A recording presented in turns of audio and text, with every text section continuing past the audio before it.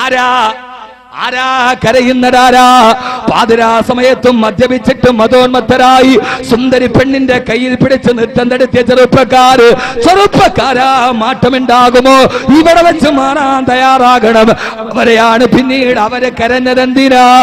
ഖൗമന ബക്കാഊന മിൻ ഖശീയത്തില്ലാ, പടച്ചറപ്പിനെ ഒത്തിട്ട് പേടിച്ച് കരയാൻ തുടങ്ങി. രാത്രിയിലും കരച്ചില്ല, പകലിലും കരച്ചില്ല, ഉറക്കത്തിലും കരച്ചില്ല, ഉണർവിലും കരച്ചില്ല. എപ്പോഴും കണ്ണുനീര് തടം തല്ലി തൊടുകാൻ തുടങ്ങി. ആരാ കരഞ്ഞതാരാ? അങ്ങനെ അള്ളാഹനെ ഒത്തിട്ട് കരഞ്ഞ് മരിച്ചുപോയൊരു ചെറുപ്പക്കാരനുണ്ടല്ലോ. ആരാ മോനെയാട്? തമ്മാടിയായി നടന്നിട്ട് ഖുർആന്റെ വിശുദ്ധി കടന്നു വന്നപ്പോ കരഞ്ഞ് അവസാനം അള്ളാഹനെ ഓർത്ത് കരഞ്ഞു മരിച്ചൊരു ചെറുപ്പക്കാരനുണ്ടല്ലോ. ആരാ മോനെയാട്? അള്ളാഹനെ ഓർത്ത് കരഞ്ഞു പോയ ചെറുപ്പക്കാരനാണ് ബഹുമാനപ്പെട്ട ഇക്രിമത്ത് ബിൻ അബീ ജഹൽ റളിയല്ലാഹു അൻഹു. അബൂജഹലിന്റെ പുത്രനായ ഇക്രിമ അള്ളാഹനെ ഓർത്ത് കരഞ്ഞ് മരിച്ചുപോയ ചെറുപ്പക്കാരനാണ് അബൂജഹലിന്റെ മകൻ ഇക്രിമത്ത് ബിൻ അബീ ജഹൽ റളിയല്ലാഹു അൻഹു. പിഴയ്ക്കണമെങ്കിൽ പിഴയ്ക്കേണ്ടതാരാ? ഇക്രിമയാ അല്ലേ? പിഴയ്ക്കണമെങ്കിൽ പിഴച്ചു പോണമെങ്കിൽ പിഴച്ചുകേണ്ടതാരാ? ഒന്ന് ചിന്തിക്ക്. ആരുടെ വീട്ടിലായത്? അബൂജഹൽ ലഅനത്തുല്ലാഹി അലൈഹി. അള്ളാഹുവിന്റെ റസൂലിനെ കൊല്ലാൻ നടന്നവന്റെ വീട്ടിലാണ് ഇക്രിമ പറഞ്ഞത്. ആ ഇക്രിമ പിന്നീട് ആരായി മാറി? കരഞ്ഞ് മരിച്ചു. ആരാ ഇക്രിമ? പിന്നീട് ഇക്രിമ ആരായി മാറി? അള്ളാഹുവിന്റെ വിശുദ്ധമായ ഖുർആനിൽ ഒരായത്തിറങ്ങി തന്നെ ഇക്രിമയ്ക്ക് വേണ്ടിയാ. അബൂജഹലിന്റെ മകന് വേണ്ടി ഖുർആന്റെ ആയത്തിറങ്ങി അല്ലേ? ഒരായത്തിറങ്ങിയതാ അബൂജഹലിന്റെ മകന് വേണ്ടി. മകന്റെ പേരിൽ ഖുർആന്റെ ആയത്തിറങ്ങി. എന്റെ പ്രിയപ്പെട്ട സഹോദരൻ, ഇങ്ങോട്ട് നോക്ക്. ഏതായത്തേടാ? ഖുർആൻ പഠിക്കണം. അതിനാണ് സലാഹിയ യൂണിവേഴ്സിറ്റി. ഖുർആൻ പഠിക്കണം. ആയത്ത് മാത്രമല്ല. ഈ ആയത്ത് ആർക്കെതിരെയാ? ആദരവായ പ്രവാചകൻ നബി മുഹമ്മദ് മുസ്തഫ, ഉറക്കെ ഹബീബായ നബി മുഹമ്മദ് മുസ്തഫ സല്ലല്ലാഹു അലൈഹി വസല്ലമയുടെ സദസ്സിലേക്ക് ഇക്രിമ റളിയല്ലാഹു അൻഹു കടന്നു വരുമ്പോ ആ സമയത്തേതോ സഹാബി പറഞ്ഞു വിട്ട് ജാവലദു ഫിർഔൻ, അതാ ഫിറൗനിന്റെ മകൻ വരുന്നു. അള്ളാഹുവിന്റെ റസൂല് അബൂജഹലിനെ ഫിറൗൻ എന്ന് വിളിച്ചിട്ടുണ്ട്. ആരോ മുസ്ലിം ആദിനേശം ഇക്രിമ റളിയല്ലാഹു അൻഹു കടന്നു വരുമ്പോ ആ സമയത്ത് പറഞ്ഞു പത്ര ജാവലദു ഫിർഔൻ, അതാ ഫിറൗനിന്റെ മകൻ വരികയാ. ഇത് കേട്ട ഇക്രിമ റളിയല്ലാഹു തആല അൻഹുവിന്റെ ഹൃദയത്തിന് വേദനയുണ്ടായി. ആ സമയത്താണ് ആയത്തിറങ്ങിയത്. യാ അയ്യുഹല്ലദീന ആമനൂ ലാ യസ്ഖറ ഖൗമും മിൻ ഖൗമിൻ അസാ യകൂനു ഖൈറൻ മിൻഹും. ഓ സത്യവിശ്വാസികളെ, നിങ്ങളിൽ ഒരാൾ മറ്റൊരാളെ പരിഹസിക്കണ്ട. അയാൾ നിങ്ങളെക്കാൾ ഉന്നതനായേക്കാം. അത് അബൂജഹലിന്റെ മകനാണെങ്കിലും എന്റെ അടുക്കൽ ഇക്രിമ ഉന്നതനാണെന്ന് അള്ളാഹുവിന്റെ വിശുദ്ധമായ ഖുർആന്റെ ആയത്തിറങ്ങി. ആർക്കാ പൊന്നുമോനെ? അബൂജഹലിന്റെ മകനായ ഇക്രിമ. അബൂജഹലിന്റെ മകനായ ഇക്രിമ. ഈ ഇക്രിമയാണ് ഒരു തുള്ളി മദ്യത്തിന് വേണ്ടി അടുത്ത് കണ്ടവന്റെ കടുത്ത് വെട്ടിയ ഇക്രിമയാണ്. നഹാവന്ത് യുദ്ധം നടക്കുമ്പോ, വെട്ടുകളേറ്റ് യുദ്ധഭൂമിയിൽ കിടക്കുമ്പോ നമ്മൾ പലപ്പോഴും കേട്ടിട്ടില്ലേ? സഹാബിയുടെ മുമ്പിലേക്ക് വെള്ളം കൊണ്ടുവന്നപ്പോ അടുത്ത് കിടക്കുന്ന സഹാബി നിലവിളിക്കുകയാണ്, വെള്ളം. ഈ സഹാബി പറഞ്ഞു, എനിക്ക് വേണ്ട. അടുത്ത് കിടന്ന് നിലവിളിക്കുന്ന ആൾക്ക് കൊടുക്ക്. ആ വെള്ളപാത്രം അവിടേക്ക് നീങ്ങി. അടുത്ത സഹാബി നിലവിളിക്കുകയാ, പറഞ്ഞു, എനിക്ക് വേണ്ട. അടുത്ത ആളിലേക്ക് നീങ്ങ്. ഒരു നേരത്തെ ഒരു തുള്ളി മദ്യത്തിന് വേണ്ടി അടുത്ത് കണ്ടവന്റെ കടുത്ത് വെട്ട ഇക്രിമയാണ്. താൻ മരിക്കുന്ന സമയത്ത് ദാഹജലം കൊണ്ടുവരുമ്പോ എനിക്കിത് വേണ്ടാന്ന് പറഞ്ഞ് നഹാവൻ നിന്നെ യുദ്ധഭൂമിയിൽ അടുത്ത് കിടക്കുന്നവന് പച്ചവെള്ളം കൊടുക്കാൻ പറഞ്ഞു ബഹുമാനപ്പെട്ട ഇക്രിമ. മുസ്ലിമായതിനു ശേഷം ഇക്രിമ റളിയല്ലാഹു തആല അൻഹു എവിടെ പോയാലും പിന്നെ പള്ളിയിലേക്ക് കിടന്നിറങ്ങൂ. അല്ലാത്ത സമയത്ത് മുഴുവനും വകാന ഖുർആൻ, എപ്പോഴും ജോലി ഖുർആനോദല, എപ്പോഴും ജോലി ഖുർആനോദും. അങ്ങനെ ഖുർആൻ ഓതിയോടി അതിന്റെ തഖ്വയിൽ മരിച്ച സഹാബിയാണ് ബഹുമാനപ്പെട്ട ഇക്രിമത്ത് ബിൻ അബീ ജഹൽ. ഇക്രിമത്ത് ബിൻ അബീ ജഹൽ റളിയല്ലാഹു തആല അൻഹു. പിഴച്ചു പോകണമെങ്കിൽ പിഴക്കേണ്ടത് ഇക്രിമയല്ലേ? എന്തുണ്ടായില്ല? ഇതാണ് ഖുർആന്റെ വിശുദ്ധി. ഖുർആൻ അവരുടെ ഹൃദയത്തിന് വിശുദ്ധി നൽകിയപ്പോ, ആ വിശുദ്ധി അവരുടെ ഹൃദയത്തിലേക്ക് ഇറങ്ങിയപ്പോ അവർ ലോകത്തിലെ ഏറ്റവും നല്ല മനുഷ്യരായി മാറി. അതുകൊണ്ട് ഞാൻ പറയുന്നത്, നമ്മുടെ ഹൃദയത്തിന് വിശുദ്ധി ഉണ്ടാകണമെങ്കിൽ ആദ്യം പഠിപ്പിക്കേണ്ടത് ഖുർആന്റെ വിശുദ്ധിയാണ്. അല്ലാത്ത മറ്റൊരു ശുദ്ധിയും ഈ ഭൂലോകത്ത് ബലവത്താവുകയില്ല. ആകൂ? എന്താ നിങ്ങൾ എന്നെ തുറച്ചു നോക്കണം? പൊന്നു കുട്ടിയെ, ഖുർആന്റെ വിശുദ്ധി നിനക്കും നിന്റെ തലമുറയ്ക്കും ഇല്ലാത്തിടത്തോളം കാലം മറ്റൊരു വിശുദ്ധി ജീവിതത്തിൽ പ്രയോജനം ചെയ്യുകയില്ല. അള്ളാഹു നമുക്ക് ആ ശുദ്ധി നൽകി അനുഗ്രഹിക്കട്ടെ. എന്തുകൊണ്ട് ഖുർആൻ പഠിപ്പിച്ചാലേ ഈ തലമുറക്കിന് നിലനിൽപ്പുണ്ടാവൂ? എന്താ അതിന്റെ കാരണം? എന്താ? ഒരു മാതാപിതാക്കൾക്ക് മക്കളെ കിട്ടണമെങ്കിൽ വാത്സല്യത്തോടെ തന്നെ മകൻ തന്നെ ഉപ്പാ എന്നെന്ന് വിളിക്കുന്നത് കേൾക്കണമെങ്കിൽ, ഉമ്മ എന്ന വാത്സല്യത്തിന്റെ വിളി കേൾക്കണമെങ്കിൽ അത് ഈ ഖുർആൻ എന്ന ഏറ്റവും വലിയ വിജ്ഞാനത്തെ പഠിപ്പിച്ചാലല്ലാതെ സാധ്യമാവുകയില്ല. കാരണം എന്താ? ബഹുമാനപ്പെട്ട ലുക്മാൻ അലൈഹിസ്സലാത്തു വസ്സലാം ഒരു യാത്ര പോകാൻ ഒരുങ്ങവേ പ്രിയപ്പെട്ട ഉമ്മാന്റെ ചാരത്തേക്ക് പോയി, ഉമ്മ ഞാൻ യാത്ര പോവുകയാ. സാധാരണ നമ്മളൊക്കെ ഗൾഫിൽ പോകുമ്പോ ഉമ്മയോട് യാത്ര പറയാൻ പോകുന്നത് പോലെ ലുക്മാൻ അലൈഹിസ്സലാത്തു വസ്സലാം ഉമ്മാനോട് യാത്ര പറയാൻ പോകവേ ആ സമയത്ത് ചോദിച്ചു, ഉമ്മ യാത്ര കഴിഞ്ഞിട്ട് ഞാൻ തിരിച്ചു വരുമ്പോ എന്റെ പ്രിയപ്പെട്ട ഉമ്മയ്ക്ക് ഞാൻ എന്താണ് കൊണ്ടുവന്ന് തരേണ്ടത്? ഗൾഫിൽ പോകുമ്പോ നമ്മളൊക്കെ ചോദിക്കാറുള്ളത് പോലെ ഉമ്മ ഞാൻ ഉമ്മയ്ക്ക് എന്താണ് കൊണ്ടുവന്ന് തരേണ്ടത്? ആ സമയത്ത് ഉമ്മാന്റെ മറുപടി, പൊന്നുമോനെ നീ യാത്ര കഴിഞ്ഞ് എനിക്ക് കൊണ്ടുവരേണ്ടത് എന്തെന്നറിയോ? എന്താണ് ഉമ്മ? യാത്ര പോകാൻ ഒരുങ്ങവെയുള്ള ചോദ്യമാണ്. ആ സമയത്ത് പറഞ്ഞു, പൊന്നുമോനെ യാത്ര കഴിഞ്ഞ് നീ തിരിച്ചു വരുമ്പോ സ്വർഗത്തിലെ ഒരു പിടി മണ്ണ് നീ എനിക്ക് കൊണ്ടുവന്ന് തരുമോ? സ്വർഗത്തിലെ ഒരു പിടി മണ്ണ് നീ എനിക്ക് കൊണ്ടുവന്ന് തരുമോ? ഉമ്മയുടെ ചോദ്യം വല്ലാത്ത കടന്ന ചോദ്യമായി. പൊന്നുമോനെ തിരിച്ചു വരുമ്പോൾ ഉമ്മയ്ക്ക് വേണ്ടത് സ്വർഗത്തിലെ ഒരു പിടി മണ്ണാണ് മോനെ. ഇത് പറയേണ്ട താമസം ലുക്മാൻ അലൈഹിസ്സലാത്തു വസ്സലാം ഉമ്മാനോട് പറഞ്ഞു, ഉമ്മാ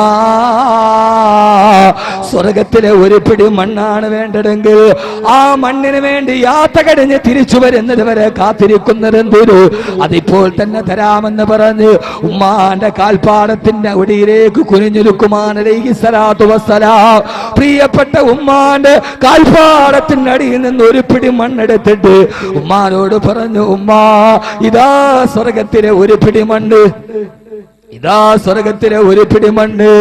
തന്റെ ഉമ്മാന്റെ കാൽപ്പാടത്തിന്റെ ഇടയിൽ നിന്ന് ഒരു പിടി മണ്ണെടുത്തിട്ട് പ്രിയപ്പെട്ട ഉമ്മയുടെ കയ്യിൽ വെച്ചിട്ട് ലുക്മാൻ അലൈഹിസ്സലാത്തു വസ്സലാം പറയുകയാണ്, ഉമ്മാ സ്വർഗത്തിലെ ഒരു പിടി മണ്ണാണ് വേണ്ടതെങ്കിൽ യാത്ര കഴിയുന്നത് വരെ കാത്തിരിക്കുന്നത് എന്തിന്?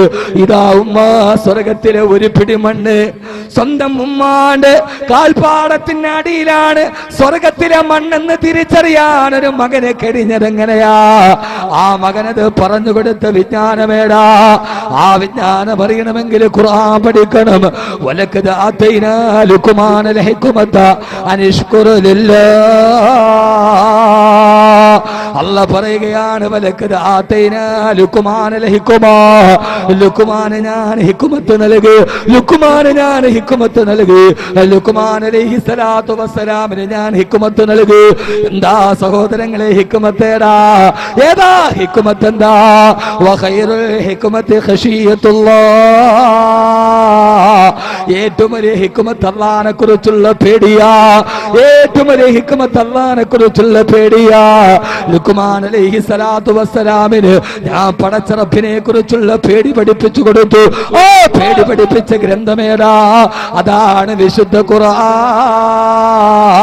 അപ്പോഴാണ് ഹിക്മത്ത് പഠിച്ച മകനാണ്, ഖുർആൻ പഠിച്ച അള്ളാനെ കുറിച്ച് പേടിയുള്ള ഒരു ഹൃദയമുള്ള മകനാണ് കാൽപ്പാടത്തിനടിയിൽ ഉമ്മയുടെ സ്വർഗത്തിന്റെ മണ്ണ് കണ്ടത്.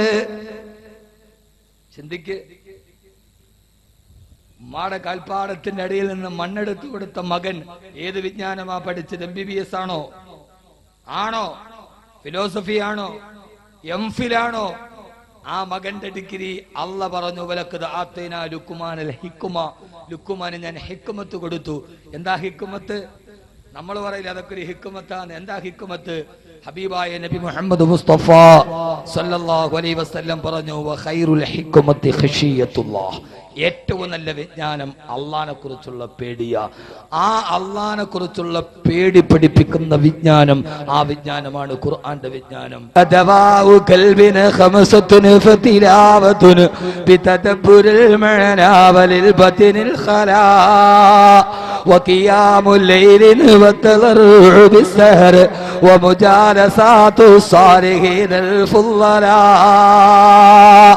ഹൃദയത്തിന്റെ മരുന്നിനെ കുറിച്ച് പറയുമ്പോ 5 മരുന്നുകളാ പറഞ്ഞത്. അതിലേറ്റവും പ്രധാനപ്പെട്ട മരുന്നേടാവത്തിലാവത്തിന് അർത്ഥമറിഞ്ഞിട്ട് അല്ലാഹുവിന്റെ വിശുദ്ധമായ ഖുർആൻ ഓതുക.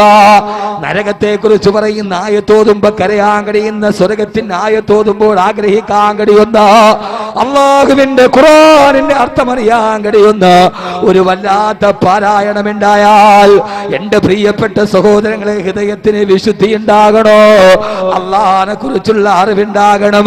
അതുകൊണ്ടാണ് നമ്മൾ പറയാറുള്ളത്, ജദ്ദിദു ഈമാനക്കും വനവ്വിറൂ ഖുലൂബക്കും ബിഖൗലി ലാ ഇലാഹ ഇല്ലല്ലാഹ്, ലാ ഇലാഹ ഇല്ലല്ലാഹ്. എപ്പോഴും നമ്മൾ കേൾക്കാറുള്ളതല്ലേ, ജദ്ദിദു ഈമാനക്കും വനവ്വിറൂ ഖുലൂബക്കും ബിഖൗലി ലാ ഇലാഹ ഇല്ലല്ലാഹ്. നിന്റെ ഈമാനിനെ പുതുക്കാനും, വനവ്വിറൂ ഖുലൂബക്കും നിന്റെ ഹൃദയത്തിന് പ്രകാശമുണ്ടാവാനും ഒരേ ഒരു വാക്ക് മാത്രമേ ഉള്ളൂ, അത് ലാ ഇലാഹ ഇല്ലല്ലാഹ്. പണ്ടൊരാള് മരിച്ചാൽ 40,000 70,000 ദിക്ർ ചൊല്ലാറുണ്ട്. ഇന്നതെല്ലാം മുസ്ലിയാരുടെ വഴുപ്പലക്കലാണ് പറഞ്ഞ് ആധുനികതയുടെ പുരോഗമനമാണ് നിനക്ക് നട്ടുനക്ക് വന്നപ്പോ, ഇസ്ലാമിനെ നീ പരിഷ്കരിക്കാൻ മെനക്കെട്ടപ്പോ, ഇസ്ലാമിനെ നീ പോളിഷ് ചെയ്താ മെനക്കെട്ടപ്പോ, യുക്തിവാദികള് 2 സൈസാ. ഒന്ന് ഇസ്ലാമിലെ യുക്തിവാദി, ഒന്ന് പരമയുക്തിവാദി. പരമയുക്തിവാദിയാണ് ഇടമറുക്. പിന്നെ ഇസ്ലാമിലെ യുക്തിവാദികളുണ്ട്, ഞങ്ങളത് കണ്ടിട്ടില്ലാത്തത് കൊണ്ട് വിശ്വസിക്കില്ല എന്ന് പറയുന്ന ഇസ്ലാമിലെ യുക്തിവാദികളെ സ്ഥാനം പിടിച്ചപ്പോ അതൊക്കെ മൂല്യാര് പയറ്റി പിടപ്പിന് പറയുന്നതാണ്. പറഞ്ഞപ്പോ എടാ പൊന്നുമോനെ, 70,000 ദിക്ർ ചൊല്ലിയത് നിന്റെ വാപ്പാടെ കബറിന് വേണ്ടി മാത്രമല്ല, അത് ചൊല്ലുന്നവന്റെ ഹൃദയത്തിന്റെ പ്രകാശം കൂടിയാ. വസ്ത്രം അലക്കുമ്പോ കയ്യല്ലേ ആദ്യം വെളുക്കുന്നത്, പിന്നെയല്ലേ വസ്ത്രം വെളുക്കുന്നത്. അത് ചൊല്ലുന്നവന്റെ ഹൃദയത്തിന് പ്രകാശം കിട്ടാ, നിന്റെ ഉപ്പാന്റെ കബറത്തിലേക്ക് പ്രകാശം കിട്ടാ. എല്ലാം വലിച്ചെറിഞ്ഞു കഴിഞ്ഞപ്പോ, എല്ലാം നഷ്ടപ്പെടുത്തി കഴിഞ്ഞപ്പോ, പണ്ട് കാലത്തൊക്കെ ലാ ഇലാഹ ഇല്ലല്ലാഹ് ചൊല്ലിയപ്പോ ഹൃദയത്തിന് പ്രകാശമുണ്ടായിരുന്നില്ലേ? പണ്ട് ഹജ്ജ് ചെയ്തവന്റെ മുഖത്ത് നോക്കിയാൽ എന്ത് പ്രകാശമാ, എന്നാ പ്രകാശം പോലും നഷ്ടപ്പെട്ടു പോയി. അതുകൊണ്ട് ഞാൻ ആവർത്തിച്ചെന്റെ പ്രിയപ്പെട്ട സമൂഹത്തിനോട് ഇന്നത്തെ ദിവസം ഏറെ പറയാൻ കഴിയുന്നില്ലെങ്കിലും അള്ളാന്റെ ഖുർആൻ പഠിപ്പിച്ച വിജ്ഞാനമുണ്ട്. ആ വിജ്ഞാന പടച്ചറപ്പിനെ കുറിച്ച് പഠിക്കാനാ. ആരാ പടച്ചറപ്പാരാ? ഇവിടെ വെച്ച് നമ്മൾ അള്ളാനെ പഠിക്കുകയാ. ഖുർആൻ സഹാബത്തിന് കൊടുത്ത വിശുദ്ധിയാ. കഅബാലയത്തിന്റെ മുൻഭാഗത്ത് നിങ്ങൾ സ്ഥാപിച്ചു വെച്ച കരിങ്കൽ വിഗ്രഹത്തിലല്ല, ജലാലിയത്തിന്റെയും ജമാലിയത്തിന്റെയും റുബൂബിയത്തിന്റെയും വഹ്ദാനിയത്തിന്റെയും ഉടമസ്ഥനായ അല്ലാഹ്. ഇക്രിമ റളിയല്ലാഹു അൻഹു പഠിച്ചത് അല്ലാഹനെ കുറിച്ചാ. ഇക്രിമ പാതിരാത്രിയിൽ കരഞ്ഞത് വാനശാസ്ത്രം പഠിച്ചിട്ടല്ല.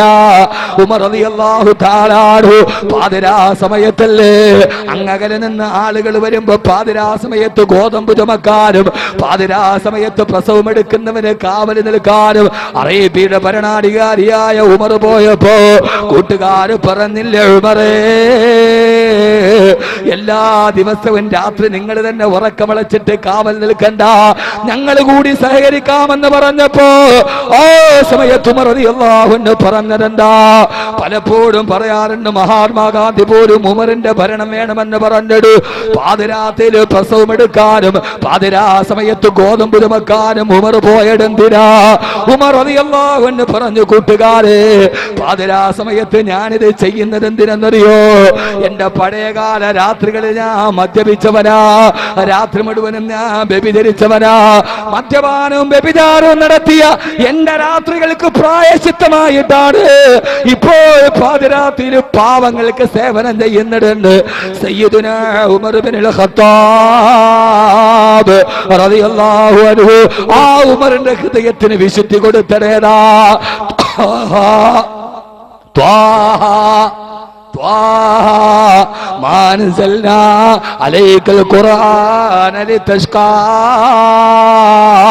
അള്ളാനെ കുറിച്ചിട്ടുള്ള ചിന്തയല്ലയോ? അതുകൊണ്ട് ഈ കടുവാപ്പള്ളിയിൽ എന്നെ കേൾക്കാനെത്തിയ എന്റെ പ്രിയപ്പെട്ട ചെറുപ്പക്കാരോട് ഓർമ്മിപ്പിക്കുകയാണ്, ആദ്യം പടച്ച റബ്ബിനെ കുറിച്ച് പഠിക്കുക. ആരാ റബ്ബാരാ? അള്ളാഹുവിന്റെ ഖുർആനിൽ ആദ്യമല്ല പറഞ്ഞതേടാ, നിന്നെ സൃഷ്ടിച്ച റബ്ബ്, നിന്നെ പേന കൊണ്ട് എഴുതാൻ പഠിപ്പിച്ച റബ്ബ്. ആ റബ്ബിനെ കുറിച്ച്